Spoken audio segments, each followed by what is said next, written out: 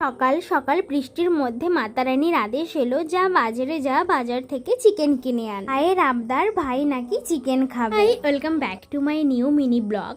তো বড় বাজারে আমি এসে গেছি, এসে আমার চিকেনও কেনা হয়ে গেছে। দেন বাড়ি রিটার্ন করে আমি স্নান টান সেরে নিয়েছি, একদম ফ্রেশ হয়ে রেডিও হয়ে গেছি। আর আমার রেডি হওয়া মানে একটা টিপ, লিপস্টিক আর ড্রেস। বাসে উঠে কিনেছিলাম আমলকি। আমি যে ওর বাড়িতে চলে এসেছি মহারানীর কোনো ধ্যানই নেই, কিন্তু ওর বাড়িতে এসে প্রথমে কাকিমা আমাকে দিয়েছিল লেবুর শরবত, তারপরে খেতে দিয়েছিল মালপোয়া। দেন আমরা বসে বসে সবাই গল্প করছিলাম, তখন জিজু নিয়ে এসছে আইসক্রিম। লাঞ্চে ছিল আলু ভাজা, বেগুন ভাজা, চিকেন, কুঁদরি ভাজা আর ভাত। খেয়ে দিয়ে টানা একটা ঘুম দিয়েছি। দেন বাসে উঠে পড়েছি বাড়ি আসার জন্য।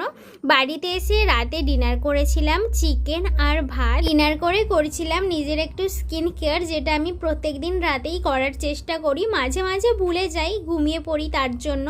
তো এখন আমি ইউজ করছি ল্যাক্টোক্যালোমাইন। আমি এই প্রোডাক্টটা বিগত কয়েক মাস ধরে ইউজ করছি, খুব ভালো একটা প্রোডাক্ট।